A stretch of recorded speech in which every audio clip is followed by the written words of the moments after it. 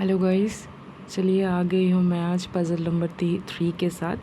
आज हम एक नया पज़ल बनाएंगे।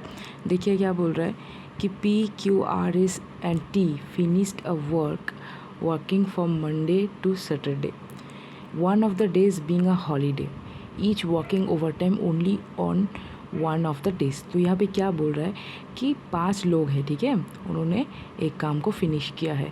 कब से शुरू किया है? मंडे से लेकर सैटरडे तक। अब ये मंडे से लेकर सैटरडे कितने दिन होते हैं भाई? 6 दिन होता है।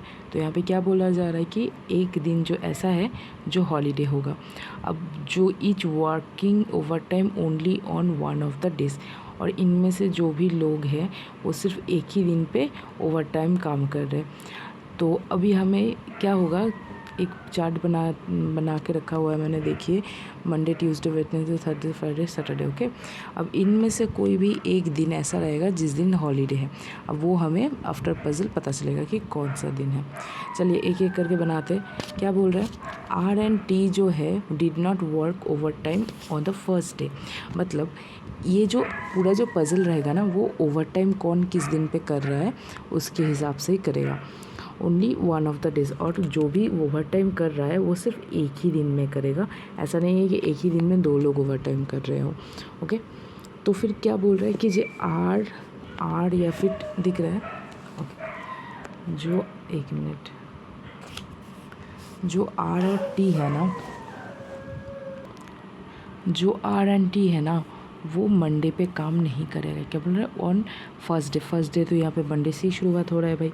तो फिर R या फिर T जो है वो मंडे पे काम ओवर टाइम नहीं करेगा। नेक्स्ट क्या बोल रहा है? Q work over time the next day after the holiday. अब हॉलीडे जिस दिन को होगा, यहाँ पे हम चार्ट बनाते हुए चलेंगे। देखिए, पज़ल का मेन यही है ना कि हमें सिर्फ एक पॉइंट जैसे भी डेटा दिया रहता है पज़ल में, बस एक पॉइंट करते करते चलना है, और उसमें एक एक पॉइंट पज़ल में बैठेगा और एक एक टिक करते आप चलोगे। इसी तरह से आप पज़ल बनाओगे ना तो बहुत ईजी रहेगा और आपको कन्फ्यूजन भी नहीं होगा। तो यहाँ पे क्या बोल रहा है? देखिए कि क्यों जो वर्क करता है, वो जो ओवर टाइम करता है वो next day after the holiday, किसी भी एक दिन जिस दिन को हॉलीडे है उसके नेक्स्ट दिन पे क्यू ओवर टाइम कर रहा है, ठीक है। एक पॉइंट हो गया। अब उसके बाद का क्या बोल रहा है? The over time work done on the previous day of the holiday was by R. मतलब जो हॉलीडे का पिछला दिन था वो किसने काम किया? उस दिन आर ने काम किया। तो 2 पॉइंट हमने एक ही में मर्ज कर दिया, इससे ईजी होगा चीज़। अब देखिए नेक्स्ट क्या बोल रहा है कि there was a gap of 2 days between the days on which P and Q work over time. मतलब P और Q ने जब काम किया उसके बीच 2 दिन का गैप था। अब जाहिर सी बात है, या तो ऐसे ये जो चार्ट अगर हम फॉलो करें, ठीक है, जैसे R पहले काम करेगा, फिर उसके बाद हॉलीडे होगा, उसके बाद Q होगा, ठीक है। अगर P और Q के बीच 2 दिन का गैपिंग करना है, या तो फिर 1-2 दिन P यहाँ पे आएगा, और या फिर Q के बाद 1 दिन 2 दिन फिर P यहाँ पे आएगा। अगर हम इस वाले को लेके चलते तो देखिए 1 2 3 4 5 6, तो यहाँ पे तो बैठ रहा है कि 6 दिन में 6 काम। लेकिन यहाँ पे एक और कंडीशन दिया गया था कि R और T जो है फर्स्ट दिन पे ओवर टाइम नहीं करेंगे। अगर इस P अगर नीचे मतलब Q के बाद काम करता है तो R को मंडे होना पड़ेगा, क्योंकि Monday, Tuesday, Wednesday, Thursday, Friday, तब जाके सैटरडे पे P का और Q के बीच 2 दिन का गैप रहेगा। तो फिर हम इस प्रोबेबिलिटी को नहीं ले सकते, क्योंकि R जो है पहले दिन पे काम नहीं करेगा, तो फिर ये प्रोबेबिलिटी कैंसिल होता है। तो फिर ये चार्ट में और एक क्या आ गया कि Q, हॉलीडे, R, और यहाँ पे होगा P। मतलब यहाँ पे अभी देखिए कितना दिन हो रहा है, PR मतलब 1 2 3 4 दिन हो रहा है, ठीक है। अभी हमें 2 दिन का हिसाब और लगाना है। चलिए अगला पॉइंट देखते हैं क्या बोल रहा है। P जो है work over time the next day of the over time day of S. मतलब P ने जब ओवर टाइम किया था वो किस दिन के बाद का था? एस जिस दिन किया उसके अगले दिन का था, ठीक है। अब देखिए कैसे बन रहा है। SPR हॉलीडे है, फिर क्यों है, मतलब 1 2 3 4 5। अब आप बताइए कि T कहाँ पे आएगा? ये तो पूरा सीक्वेंस में बैठ गया है। या तो फिर आपको इस तरह से बनाना पड़ेगा, SPR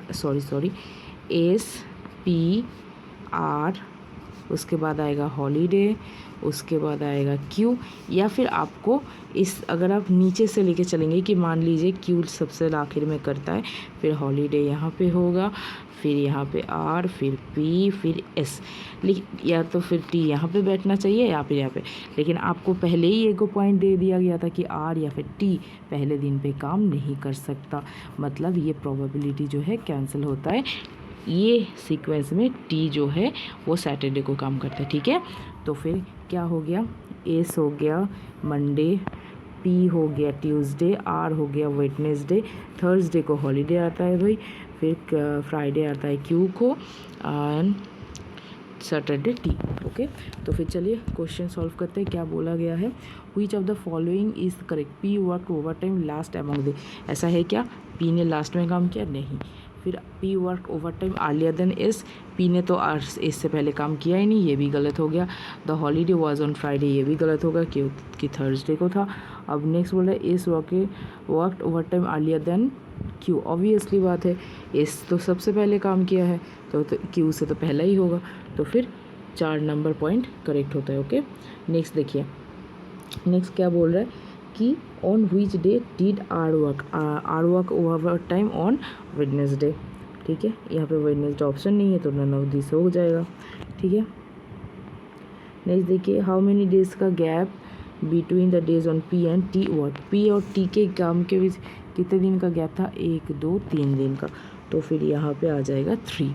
ओके, नेक्स्ट देखिए, when did T work over time, T ने कब ओवर टाइम किया, day previous to the day on which S work over time, मतलब बोल रहा है एस ने जिस दिन काम किया उसके प्रीवियस दिन, उसका तो प्रीवियस दिन है ही नहीं, मंडे से शुरू हो रहा है सैटरडे को ख़त्म हो रहा है। अगर किसी को इस क्वेश्चन पे लग रहा है कि मंडे शुरू होने के बाद सैटरडे हो रहा है, फिर संडे हो रहा है, फिर तो वीक शुरू हो जा रहा है, तो ऐसे हमें अजम्पशन नहीं करना है।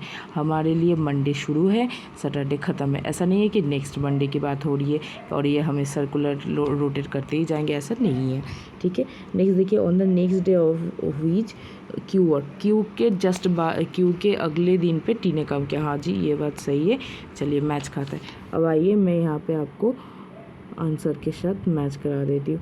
ये था 3 नंबर पजल, राइट।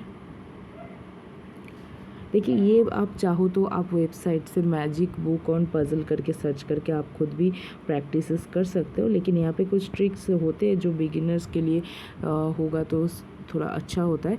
देख लीजिए, इसका स्क्रीनशॉट ले लीजिए और इसका भी ले लीजिए, देखिए सिमिलर है।